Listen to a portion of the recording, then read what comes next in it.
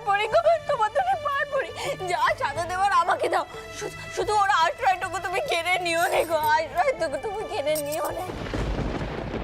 দেখে কে আমার থেকে ওকে ছিনিয়ে নিয়ে যায়, কার অত সাহস আছে? হ্যাঁ, তাই নাকি? এবার আমি বেশ বুঝতে পারছি বড় গিন্নি, তুমি চাও নে আমার নাতি বাঁচুক। তুমি চাও যুগী পুত্র শোক পাক, পিতৃ নিবংশ হোক। একবার বার উঠোনে গিয়ে দেখো বড় গিন্নি, দেখো আমার নাতিটাকে ওখানে বাউট পণ্ডিত আর সমাজপতিরা মেরে ফেলবে গো, মেরে ফেলবে। ভুল ঠাকুমা, ওর কি দোষ বলো তো? রঘুবীর নিশ্চয়ই কাউকে একটা পাঠাবেন, নিশ্চয়ই পাঠাবেন। কোথা থেকে রঘুবীর কাকে পাঠাবে উদ্ধার করতে বল?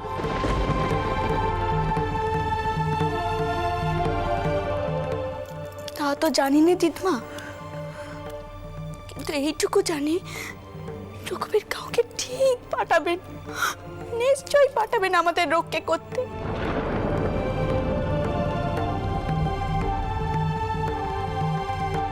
আমি তো তেনাকে বলেছিলাম আমার সৌর ঠাকুর বা তেনার যদি কিছু হয় তবে আমি রঘুবীর শিলা গলায় বেঁধে গঙ্গায় ডুব দেব,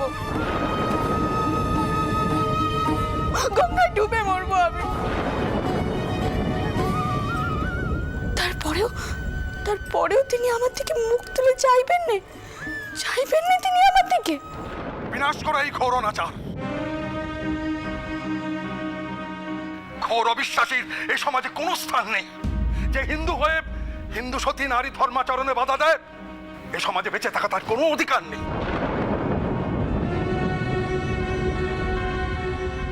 ক্ষমতার দম্ভে তোমরা ধরাকে সরাগান করেছো, তাই না?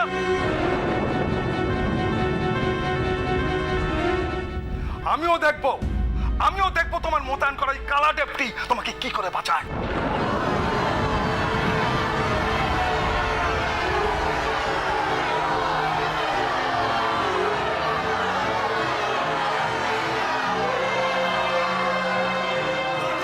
থামুন থামুন, আপনারা থামুন থামুন। শাস্ত্রী মশাই কি করছেন কি?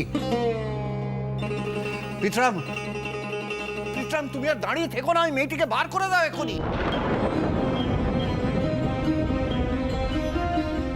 বিনাশকালে বুদ্ধিনাশ। পিতরাম, তোমার পুত্রের জীবন সংকট। রাজচন্দ্র, ক্ষমা চাও ওদের কাছে।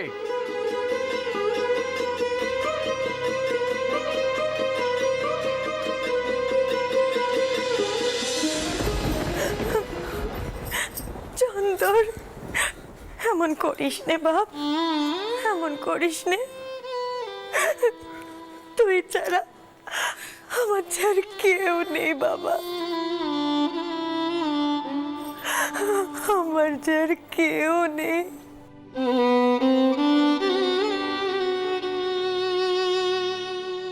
আমি জানি তুমি নিজে আসো না, কিন্তু কাউকে ঠিক পাঠিয়ে দাও রক্ষে করতে।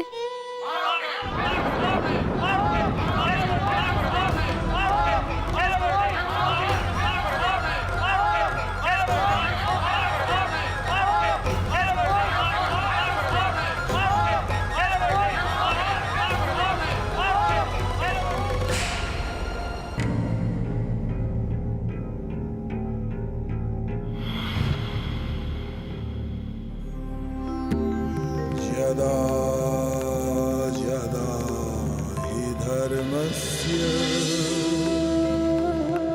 ग्लानिर्भवति भारत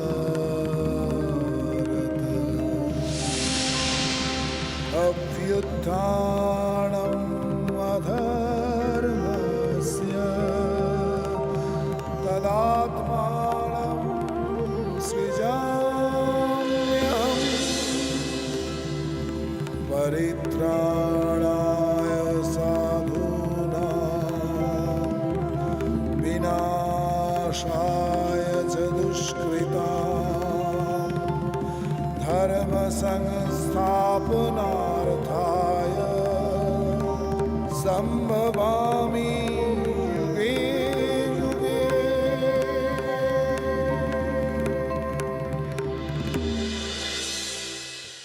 যোগী, ও যোগী, নিচে কি হচ্ছে রে? চন্দর ঠিক আছে তো? বড় মা, আমি আর সহ্য করতে পারছি না বড় মা, সহ্য করতে পারছি না। জনার্দন আর কত পরীক্ষা নেবেন আমার বড় মা, আর কত পরীক্ষা নেবেন? আর একটু হলেছে আমার আরেক বেটাকে চোখের সামনে মরতে দেখছিল।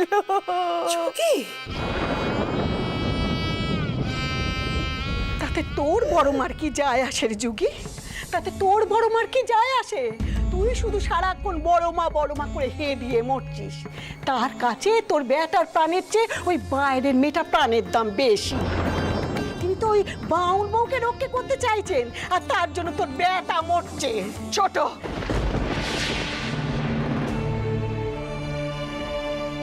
আর নক্ষীমন্ত বউ এনেছিল না চন্দরের বাপ, চন্দরের জন্য।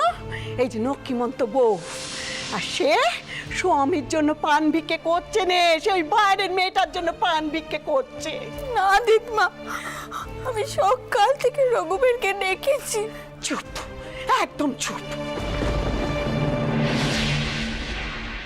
আবার মুখে মুখে চোপা। দেখো বাছা, তুমি আমাকে অত ঠাউর ঠাউর ভাব দেখাতে আসবে না।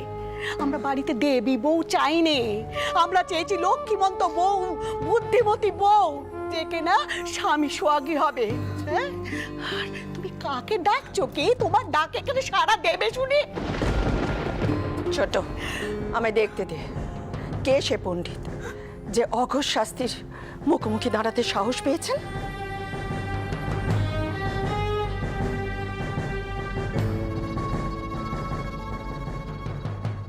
আপনার অনুমান নির্ভুল শাস্ত্রী মহাশয়।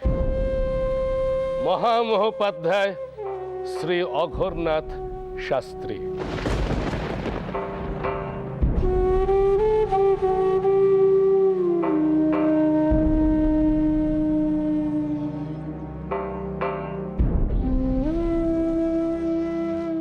আমি হলাম সামান্য একজন মেদিনীপুরিয়া বামুন। মৃত্যুঞ্জয় চট্টোপাধ্যায় ওই নাটোর থেকে আমাকে বিদ্যালঙ্কার উপাধি দেওয়া হয়েছিল, কিন্তু তা কতটুকু? আপনার জ্ঞানের কাছে, আপনার অপার সমুদ্র সম জ্ঞানের কাছে আমার বিদ্যা তো নগণ্য।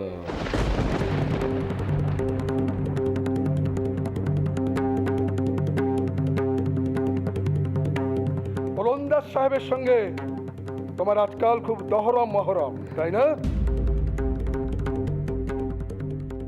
কেরি সাহেব, উইলিয়াম কেরি, তার তো এই চত্বর আসার কোনো অধিকার নেই, তাই তোমাকে পাঠিয়েছে। হ্যাঁ, প্রেচ্ছদের সঙ্গে মিশে মিশে হিন্দু ধর্মের শ্রাদ্ধ করাই তোমার আজকাল কাজ হয়ে দাঁড়িয়েছে দেখছি।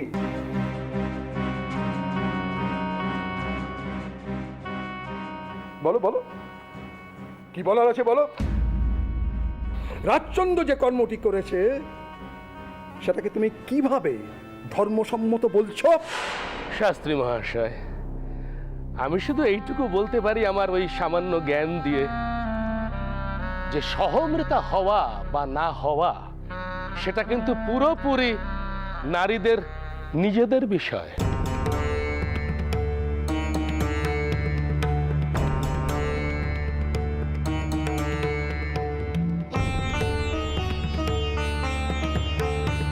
তার মধ্যে পুরুষের কোনো ভূমিকা নেই।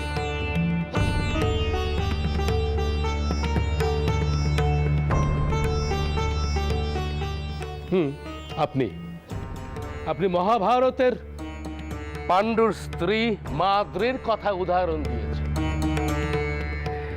কিন্তু ভুলে যাবেন না মাদ্রী সহমৃতা হয়েছিলেন স্ব ইচ্ছায়।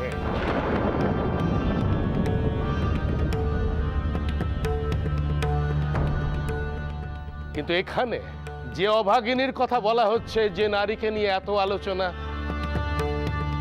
তার কিন্তু সহমৃতা হবার বিন্দু মাত্র ইচ্ছে নেই।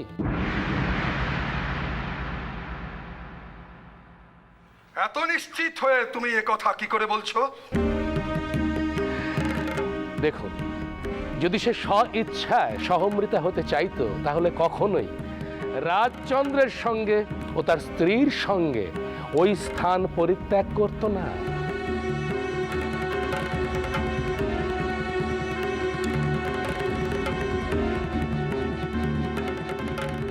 কাজেই কোনোভাবেই ওই নারীকে হরণ করা হয়নি। এ কথা সম্পূর্ণ সত্যি। এ নারী প্রাণপণে বাঁচার চেষ্টা করছিলেন, তখনই বৃষ্টি নেমে হলো দৈবযোগে, আর চিতাও নিভে গেল। তাছাড়া বাঁচার অমন আকুতি দেখে আপনাদের বিশ্বাস না হয় আপনারা তাকে প্রশ্ন করতে পারেন। চক্রবর্তী ঠাকুর মহাশয়, সেই নারীকে দয়া করে প্রশ্ন করুন, চিকের আড়াল থেকে সে উত্তর দিক, নইলে কিন্তু এই সংকট কাটবে না।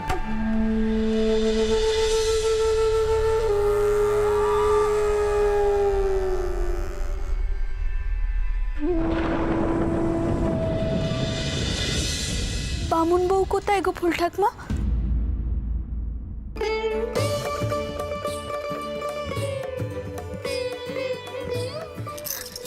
তোমার আর কোনো ভয় নেই, তোমার সব বিপদ কেটে গেছে। রঘুবীর তোমার রক্ষে করেছেন।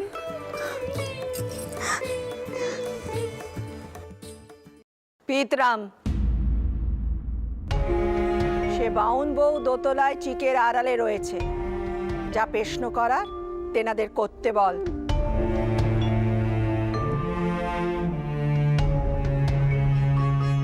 ঠাকুরন, ওই ব্রাহ্মণীকে বলতে বলুন তিনি কি ইচ্ছায় সহমৃতা হতে গিয়েছিলেন। তো যদি তাই গিয়ে থাকেন তাহলে বাঁচবার জন্য অমন আকুল হচ্ছিলেন কেন?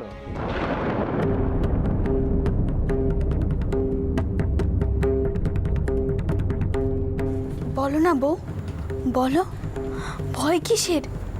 রঘুবীর তোমার উপরে দয়া করেছেন। আমি মরতে চাইনি।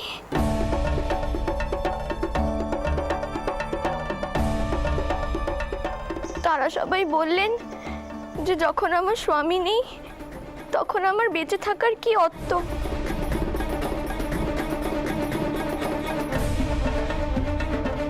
আমি মরলে দেবী হয়ে যাব, আর নরক যন্ত্রণা ভোগ করতে হবে না।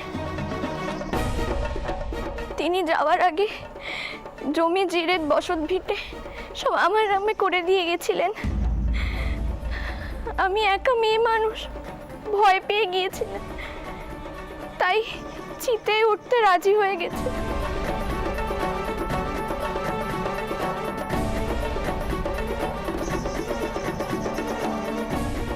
তারপর কাঁদছিস কেন মুখ পুরি? বল। তারপর তারা কি সব আমায় খাইয়ে দিয়েছিলেন। মাথা ঘুরতে লেগেছিল।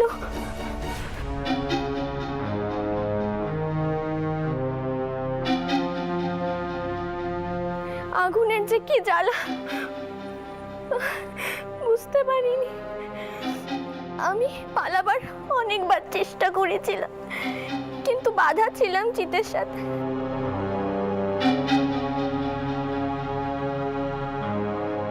তারপর বৃষ্টি পড়ল। এই বউটি আমায় বাঁচাবার জন্য ছুটে এলেন। জানতে পারলাম তার নাম নাকি রানী। তোমার তুলনা তুমি, তোমার তুলনা তুমি। সত্যি রানীর মতো হয়ে অভাগীর প্রাণ রক্ষা করেছে। এনার স্বামী এনার পাশে দাঁড়িয়েছে। বন্দি চৈতন্য স্বরূপিণী, করুণাময়ী রানী রাসমণি। আপনাদের আর কিছু জানার আছে?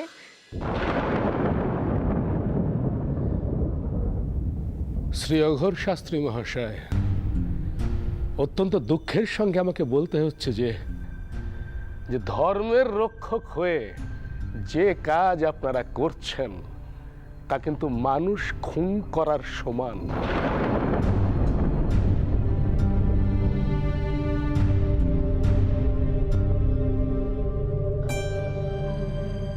এই সমস্যার এত সহজ সমাধান সম্ভব নয় মৃত্যুঞ্জয়।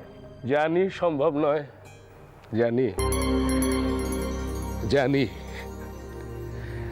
কিছু স্বার্থান্বেষী মানুষ ধর্মের দোহাই দিয়ে অসহায়া সদ্য স্বামীহারা নারীদের মিথ্যে বুঝিয়ে, ভুল বুঝিয়ে ধন সম্পত্তি আত্মসাৎ করার জন্য জ্যান্ত চিতায় পুড়িয়ে মারবে।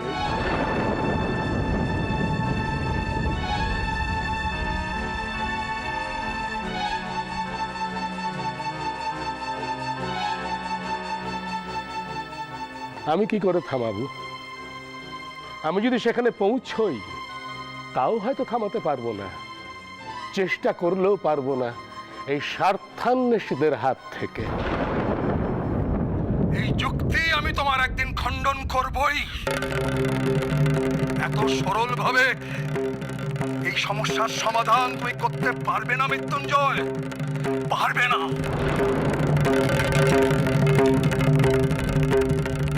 আমি অপেক্ষায় থাকবো, অপেক্ষায় থাকবো। আমি জানি সংস্কৃত শাস্ত্রে আপনার জ্ঞান অপার, তবুও আমি অপেক্ষায় থাকবো।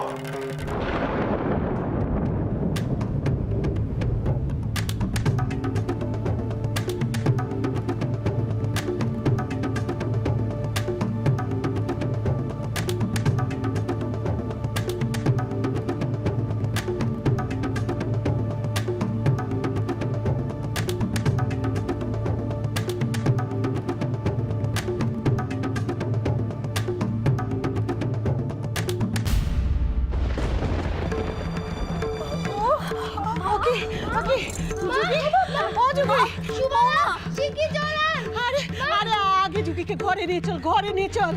এত তরসার সহ্য হচ্ছে রে। মা, যা যা।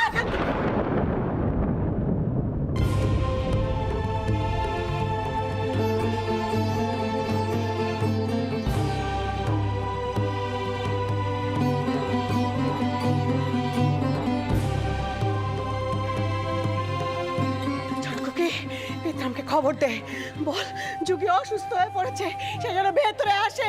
পিত্তামকে আমি খবর পাঠাচ্ছি, চন্দরকেও।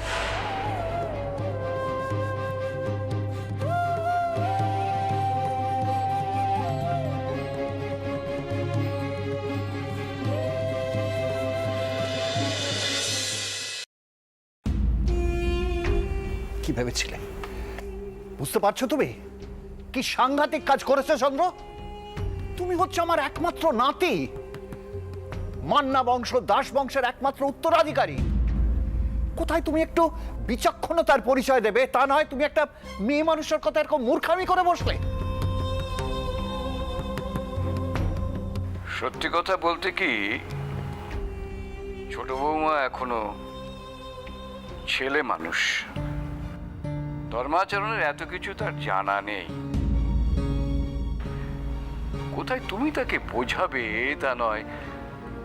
আমায় মাফ করবেন চক্রবর্তী ঠাকুর, এ একেবারেই আপনাদের নিজস্ব আলোচনা, সেখানে আমার অংশগ্রহণ করাটা সত্যিই অনুচিত, কিন্তু আমার সামনেই তো কথাটা হচ্ছে, তাই আমি না বলেও পারছি না। একটি মেয়েকে নৃশংসভাবে পোড়ানো হচ্ছিল সতীদাহের নামে, সেখানে রাজচন্দ্রবাবুর স্ত্রী সেই অভাগিনীকে বাঁচিয়ে আমার মনে হয় একেবারে সঠিক কাজ করেছেন।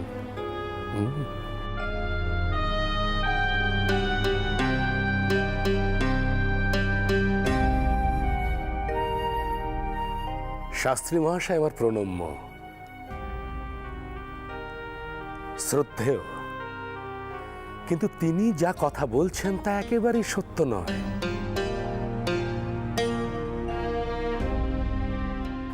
বিদ্যালঙ্কার মশাই, একটা কথা বলুন তো, যে চিতায় স্বামীর সঙ্গে গেছে সে তো জীবন মৃত, জীবিত হয়েও সে মৃত, সে নয় তো ইহকাল পরকাল দুই গেল।